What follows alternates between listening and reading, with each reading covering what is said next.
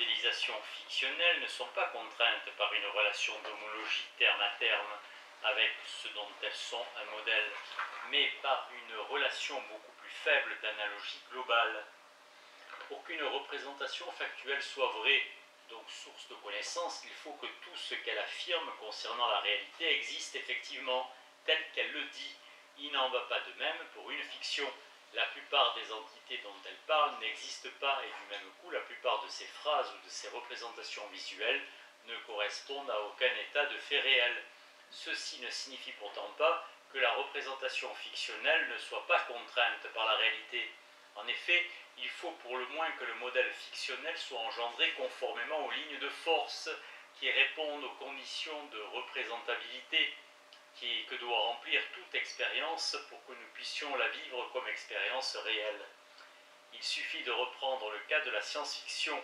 Autant celle-ci s'écarte sur des points précis de ce que nous pensons être par ailleurs le monde réel, autant sur le plan global de l'univers qu'elle construit, elle est conforme à un monde pouvant être vécu et raconté par des humains. On peut donc dire que si la fiction n'est pas une image du monde réel, elle n'en est pas moins une exemplification virtuelle d'un être dans le monde possible. Du même coup, elle devient le lieu d'une expérimentation virtuelle. Les fonctions de ces expériences virtuelles sont multiples, mais dans tous les cas, ce qui importe, ce n'est pas tant la fidélité à un supposé domaine d'origine qu'elle reflèterait que leur pertinence d'application analogique dans le domaine représentationnel d'arrivée, c'est-à-dire dans la forme de vie dans laquelle elles interviennent en tant qu'expérience virtuelle de réalité alternative. Le critère de réussite de la modélisation fictionnelle ne réside donc pas dans sa fidélité, quoi qu'on entende par ce terme, par rapport à une réalité qui serait une donnée à copier, mais dans son caractère projectible. C'est à travers cette puissance de projection que la fiction agit, et cette puissance ne dépend pas tant de son degré de similarité ou d'écart absolu avec la réalité que du caractère réglé de ses similarités et écarts. C'est en effet ce caractère réglé qui est en grande partie à la source de la cohérence ou de l'incohérence du monde fictionnel. Comme la connaissance fictionnelle est une connaissance vécue sur le mode de l'exemplification virtuelle, en situation immersive, les connaissances les plus importantes qu'elle nous livre ne relèvent pas de connaissances propositionnelles ou déclaratives qu'elle véhicule, mais sont de l'ordre d'un savoir-faire, d'un know-how, d'une connaissance pratique qui enrichit l'éventail de notre répertoire d'évaluation émotive et morale de situations intramondaines.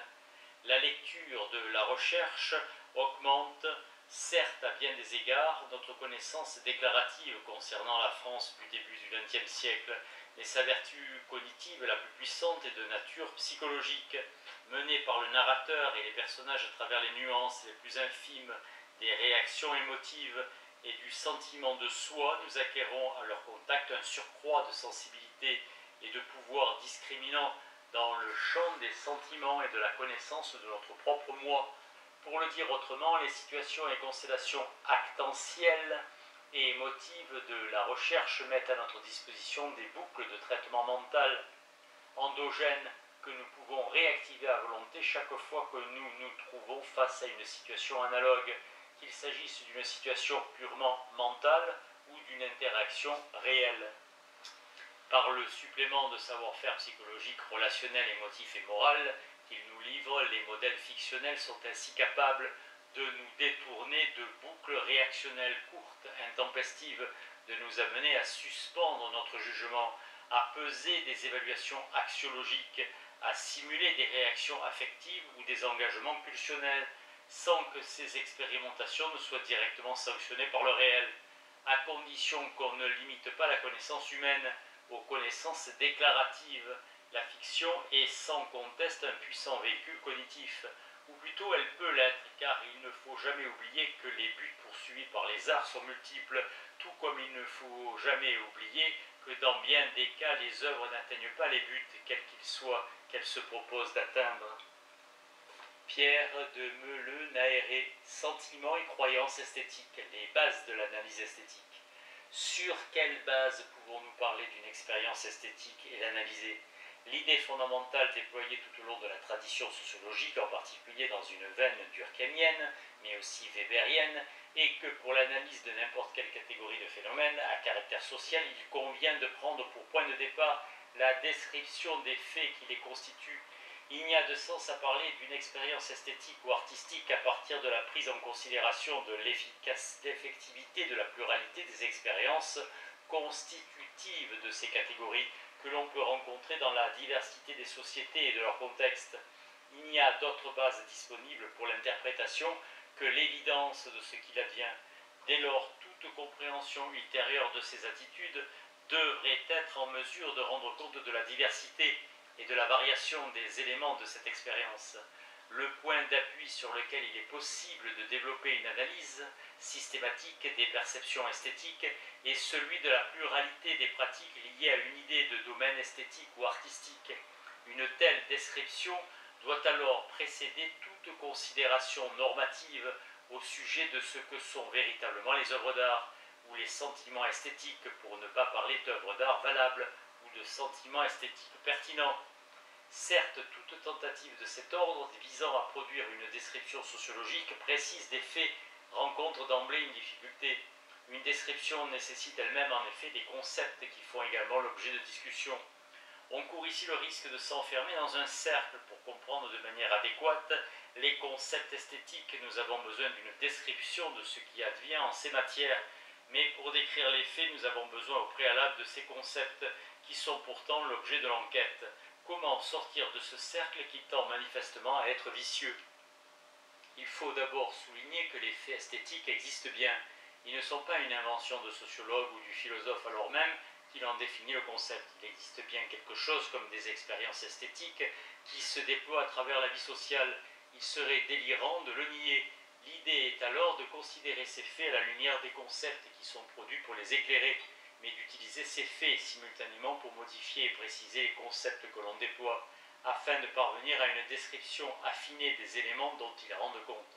Par exemple, en dépit du fait que le concept d'esthétique soit résolument moderne, nous pouvons y avoir recours sans coup de force excessif pour décrire la production d'ornements dans l'Égypte ancienne. En même temps, l'effort de décrire les ornements dans l'Égypte ancienne devrait nous permettre d'avoir une meilleure compréhension des comportements esthétiques et des concepts adéquats pour les décrire. Le cercle cesse ainsi d'être vicieux s'il permet de progresser dans la direction d'une plus grande précision analytique par discernement des éléments semblables et de ceux qui doivent être différenciés. Il s'agit là d'ailleurs d'une difficulté générale des sciences sociales clairement identifiée et thématisée par Simmel dans les problèmes de la philosophie de l'histoire. La description des phénomènes utilise des catégories qui sont elles-mêmes produites par les acteurs qu'il s'agit de décrire et d'analyser. Le développement des concepts a de surcroît une incidence sur la constitution des faits. Il est bien connu, par exemple, pour prendre en considération un autre domaine de la vie sociale, que la croyance en l'efficacité du marché pour la production de biens privés tend à favoriser la mise en place d'institutions permettant le développement du marché. La croyance supplémentaire suivant laquelle la réalité est éloignée des modèles théoriques tend à favoriser un effort visant à rapprocher la réalité empirique des modèles théoriques. De la même manière, il semble difficile de comprendre certains aspects des mondes de l'art sans prendre en considération le fait que l'idée même d'art joue un rôle dans les productions mises en avant par ceux qui se nomment des artistes et qui cherchent soit à confirmer des conceptions standards de ce qu'est l'art, soit au contraire à les modifier de manière radicale. Par exemple, un dessinateur de chaises peut se considérer comme un artiste, puisqu'il existe des chaises qui sont présentées dans les musées comme des œuvres d'art, et il concevra alors son travail comme une tentative de rencontrer l'idée qu'il se fait de ce qu'est l'art, idée partagée par un certain public. D'une manière générale, il importe de considérer que les productions artistiques et esthétiques dépendent de croyances préalables qui les constituent. Par exemple, la croyance qui s'est généralisée au XXe siècle, suivant laquelle il ne devrait pas y avoir d'ornement en architecture, a radicalement modifié l'apparence des villes modernes, par contraste avec les anciennes, sans que l'on sache si cette croyance a un caractère irréversible. 6 catégories de faits esthétiques. Quels sont donc les faits pertinents du domaine esthétique qu'un sociologue devrait prendre en considération? Je ne m'intéresserai pas ici aux questions relatives au statut des artistes et à leur carrière, dans la mesure où je voudrais étudier prioritairement les sentiments esthétiques. Il serait certes absurde de vouloir être exhaustif en la matière. Je voudrais seulement suggérer l'importance de certains éléments afin d'esquisser un tableau général des croyances esthétiques. Il me semble que 6 catégories principales de faits doivent être soulignées. Premièrement, eu égard à l'expérience esthétique ou à la contemplation esthétique, la dualité fréquemment mise en avant entre art et nature ne semble pas pertinente. Une grande partie, peut-être la plus grande partie de notre expérience esthétique, n'advient ni dans la contemplation d'une nature fût-elle sublime, ni dans celle d'objets officiellement catalogués comme des œuvres d'art. Les sentiments esthétiques sont clairement liés à l'exercice des perceptions des sens, du toucher, de la vue, de l'ouïe, de l'odorat et du goût, auxquels s'ajoute, comme nous le verrons, une dimension cognitive. Or, ces facultés esthétiques peuvent s'exercer face à n'importe quel type d'objet. Il y a par exemple une esthétique des prénoms, qui est un phénomène social important. Les gens choisissent le prénom de leurs enfants à partir notamment de considérations esthétiques, qui sont longuement débattues et qui donnent naissance de manière assez surprenante à des régularités de long terme, qui peuvent être analysées d'un point de vue statistique et donner lieu à des prédictions de tendances assez précises. Ciblé insiste bien par exemple sur la pluralité des objets sur lesquels peut être portée une attention esthétique. Une fois que l'on dévie son attention de l'art vers les phénomènes naturels, on s'aperçoit rapidement combien l'intérêt esthétique constitue un phénomène très répandu. Il est évident que cela soit conscient ou non, qu'une large part des satisfactions humaines engendrées par les phénomènes naturels ou les activités humaines non artistiques, travail, loisirs et esthétique, et EST. On peut prendre par exemple la satisfaction et la fascination pour les plantes ou le jardinage. En témoigne la prolifération de l'industrie pépinière. Pour les animaux domestiques en captivité ou à l'état sauvage, ou pour les sites touristiques d'une beauté naturelle remarquable, et ce n'est pas étonnant que la photographie et la télévision montrant des poissons tropicaux colorés, des oiseaux, des récifs coralliens, des insectes étudiés à la loupe, des cristaux, passionnent tant. La liste des intérêts esthétiques courants est sans fin. Parfois, cette attention relève simplement de la curiosité, de la fascination pour l'inconnu. Parfois, elle est de type scientifique.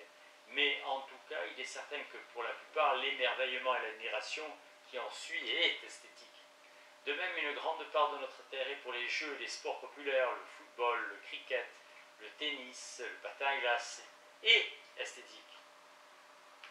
Ils sont admirés en partie en fonction de la grâce et de la perfection des mouvements, des actions menées, et beaucoup ressentent un plaisir esthétique par rapport à ces activités, entre autres, alors que peu ont une pratique artistique ou un rapport direct avec les arts en général.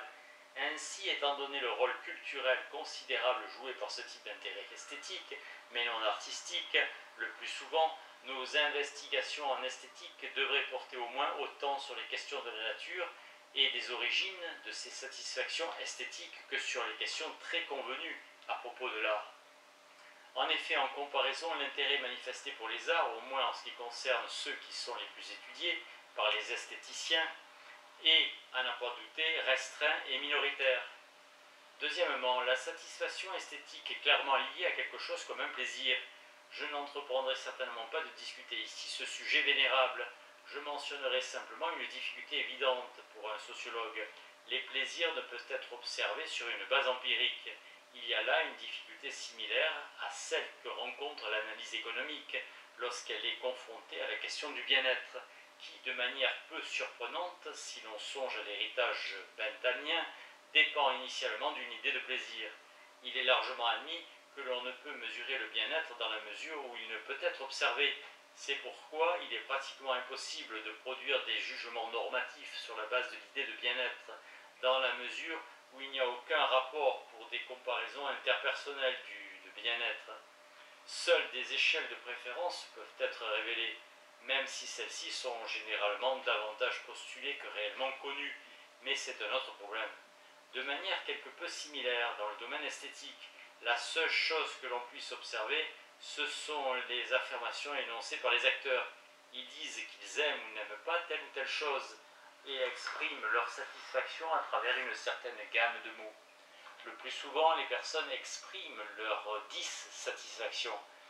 10. Satisfaction. Je reprends ici la terminologie de Schaeffer par le moyen de propositions qui comprennent à la fois des éléments descriptifs et normatifs de contenu variés qui ne sont clairement pas limités à une dimension esthétique. Il aime par exemple un portrait parce qu'il ressemble à une personne. Ils aiment un film car il condamne la peine de mort. Il arrive toutefois que des expressions de satisfaction n'incluent aucune dimension religieuse, morale, politique ou sociale.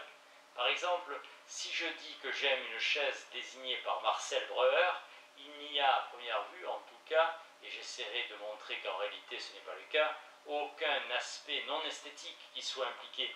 Ce sont les formes de la chaise que j'aime. En bref, il y a dans la vie sociale une très large gamme d'objets susceptibles de susciter des sentiments esthétiques. Ces sentiments sont liés à la perception de la forme des objets, mais ils impliquent le plus souvent des dimensions non esthétiques qu'il conviendra de préciser.